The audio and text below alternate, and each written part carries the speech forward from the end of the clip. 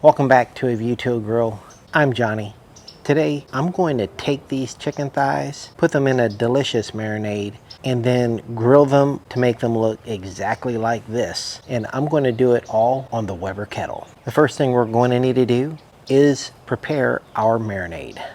For our marinade, we're going to need a 1/4 cup of olive oil, a 1/2 cup of lemon juice, 2 tablespoons of soy sauce, a teaspoon of salt and pepper, 1 teaspoon each of garlic powder, onion powder, and poultry seasoning, and a tablespoon of Dijon mustard. We're also going to need a bunch of thyme. And then into a Ziploc baggie, we're going to put all of these ingredients. Next, we're going to zip the baggie shut, twirl it up, and shake it up. And when you're done, you should have a marinade that looks like this. Now you can go ahead and put the thyme in. Now that we have our marinade done, let's go ahead and prepare our chicken thighs. The first thing we're going to do with our chicken thighs is inspect them. And at this point, you want to cut off anything you don't want to eat. I'll just use my New West Knife Works knife to cut off any extra fat.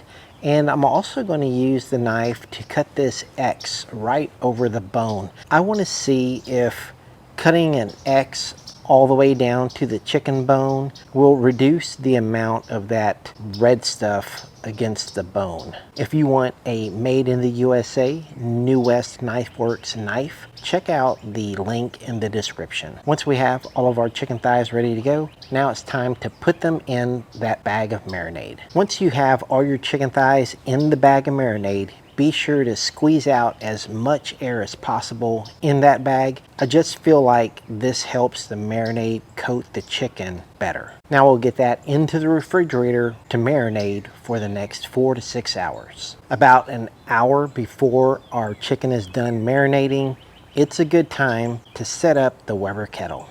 One thing I want to stress this year are clean grill grates.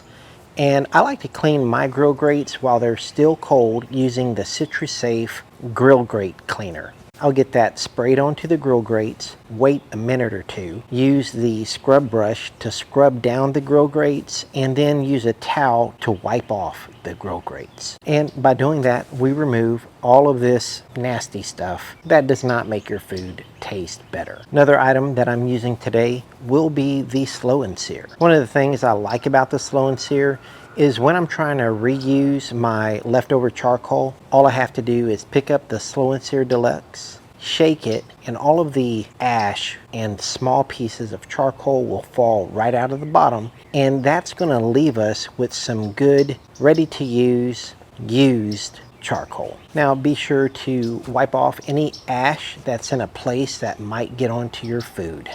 And now we'll get the grill grates back on, and look at this charcoal. There's nothing wrong with that charcoal, and now it's ready to use again. Today I'll be using the Superior brand of fire starter and the Golden's cast iron brand of lump charcoal. Since I had so much charcoal left over in my Slow and Sear, I'm just using the small Weber chimney starter today. Once I see it ashing over a little bit, I know it's time to get it into the Slow and Sear. And since the charcoal in the Slow and Sear is not ready to go yet, we're going to let this go for about 10 to 15 minutes. We want to be sure that the bottom vent is wide open and the top vent is open as well. While the Weber kettle is preheating, this is a good time to finish preparing our chicken for the grill.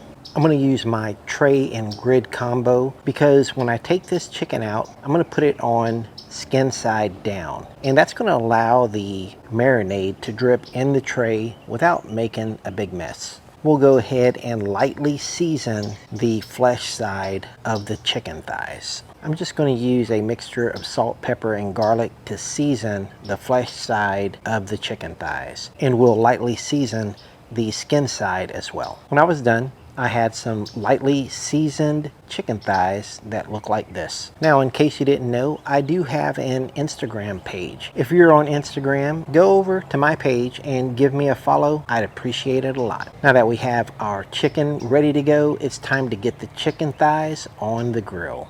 Now we'll just do a quick temperature check, and the temperature right over the Slow and Sear is about 550 degrees. Now let's get the chicken thighs on the grill. And since I'm using my tray and grid combo, I can just pick all of these thighs up at once and get them on the indirect side of the grill. We'll get that closed up, and we always want to verify that our vents are still open. Just to give you a little time reference, it is currently 2:15. We're going to let these chicken thighs go for 15 minutes. While our chicken thighs are on the grill, we're going to get our basting liquid ready.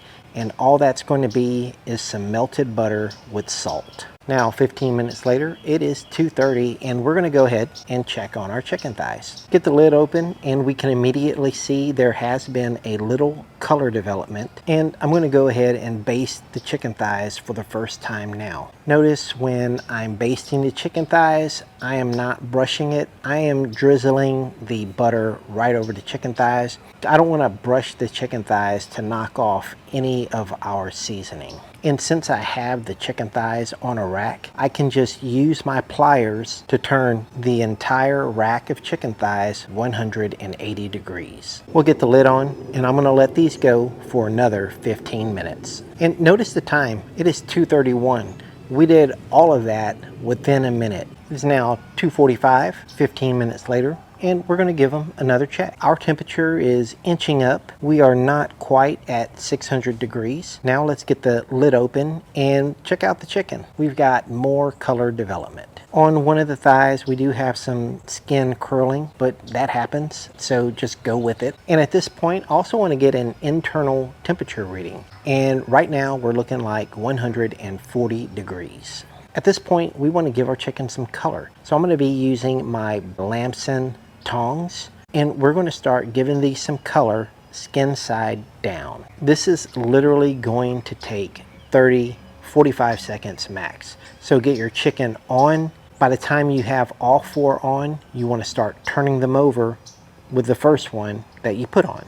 And check out this color. This is, for me, the perfect kind of color that I like on the skin of my chicken thighs. Now we have them all turned over to the flesh side, and this is only going to take about a minute to a minute and a half. Once a minute to a minute and a half is over, we're going to take all of these chicken thighs and put them back on the indirect side of the grill. Once they're all back to the indirect side of the grill, we'll go ahead and baste them again. Since we had them over the direct heat, I'm going to take another internal temperature reading.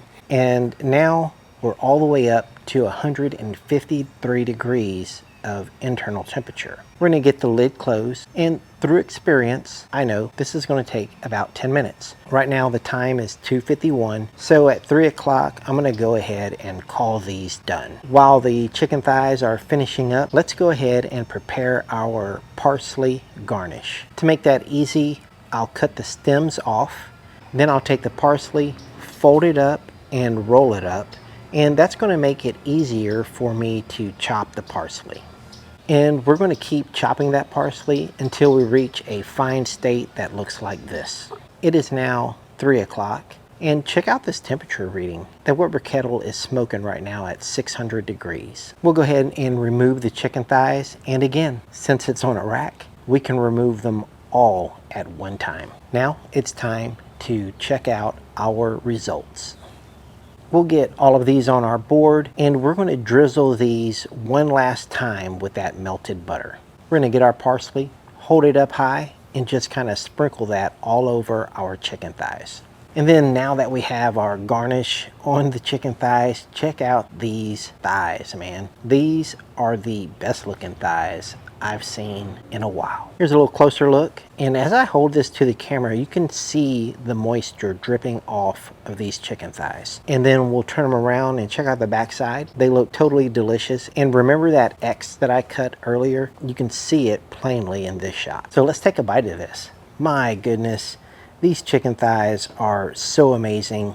Perfect bite through skin. And now let's dig in there a little bit and see if there's any less of that red stuff on the bone. At least for this chicken thigh, that seemed to work out perfectly. Not a lot of red stuff on the bone. If you haven't already subscribed to my channel, take a second, subscribe to the channel.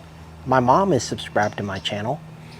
Thank you for watching A View to a Grill. I'll see you guys next time. Take care, y'all.